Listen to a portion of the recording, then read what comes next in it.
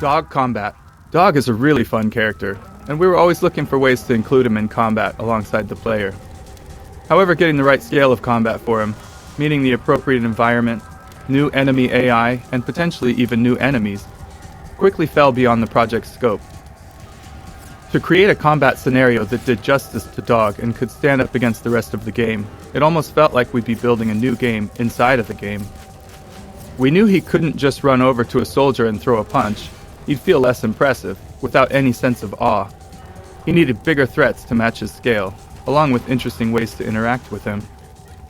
In the end, we chose to create a large choreographed scene, delivering on the cinematic goals for Dog in combat without incorporating extensive gameplay design.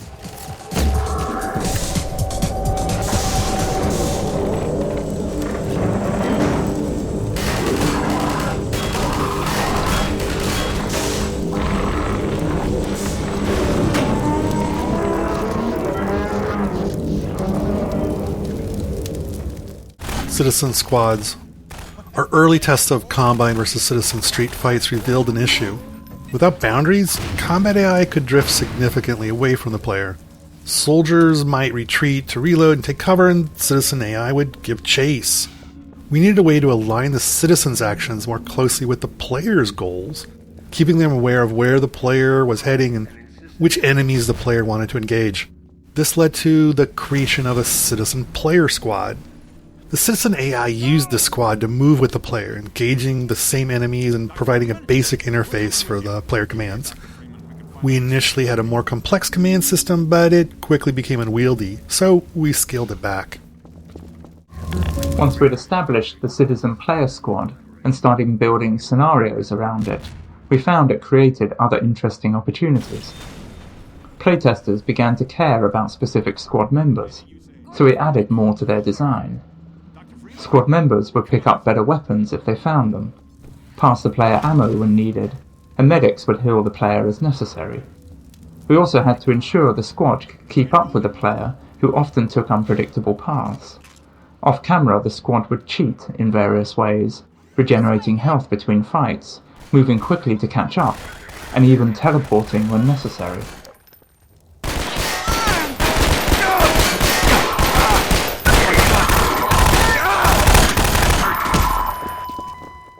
Watch out for the hoppers! They're everywhere! This corrugated metal panel was deliberately placed over the hull to encourage players to switch to the gravity gun and remove the obstruction. It's a bit of manipulation on our part because we found that training players on hopper mines worked much better if they immediately tried using the gravity gun on them, and the metal panel significantly increased the chance they'd have it ready.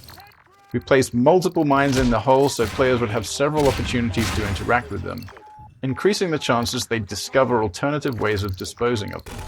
Furthermore, this is the first time we're doing training while the player has a whole squad of citizens with them, so we took advantage of that opportunity to include some dialogue lines concerning the hopper mines as well. Hey, it's Freeman! AI Behaviours. One piece of AI technology we developed for Half-Life 2 was the behavior system. Behaviors were chunks of AI gameplay code that guided NPCs in specific situations. For example, we had a lead behavior that enabled an NPC to guide the player, and a follow behavior allowing an NPC to follow the player or another NPC. Behaviors worked alongside the NPC's base actions, so a medic squad mate using the follow behavior to keep up with the player would still know how to fire at enemies or dodge grenades or offer a medkit. Assault behavior. The most complex behavior we built for Half-Life 2 was the assault behavior, which is used throughout this section of the game. It allowed level designers to set up combat scenarios with combined soldiers and citizens, establishing battle lines between them and controlling how those battles played out based on the player's actions. NPCs involved in an assault would try to find smart firing positions and use cover based on the battle line's location. As the player advanced down a street, they might push the battle line forward, causing allied citizens to advance while enemy soldiers fell back. Alternatively, a player might need to knock over some combine turrets or take out a soldier behind a barricade to move the battle line forward. Cities. One of the trickier challenges in this section was figuring out how to give the player the sense of being in a sprawling city, when our performance budgets wouldn't allow us to render anything like one. This led us to focusing on tightly packed tenements, underground garages, subway tunnels, culverts, and the like. All places that are in cities, but generally prevent being able to see the horizon. We then supplemented that style of level design with vista locations, where the whole space is dedicated to providing an expansive view to the player. In those, we could devote our entire performance budget to the view, and not have to save any of it for enemy AI or combat.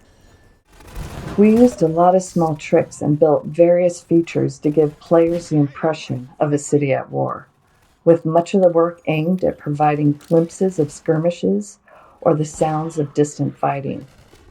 Look targets help make something happen every time a player looks through a window, while tools like tracer markers allow designers to create fake tracer fire between 2 points.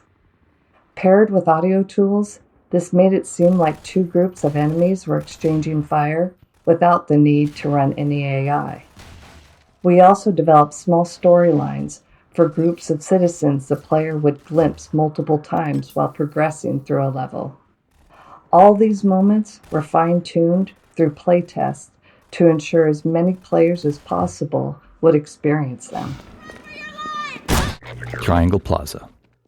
This plaza battle was a complex setup using the assault behavior with two converging battle lines, one for each force field. As the soldiers enter from behind the fields, their battle lines prevent them from individually rushing into the plaza. As the fight escalates and the soldiers build up, the battle lines start to move towards the center of the plaza, which will cause the soldiers to overwhelm the player if they're not repelled.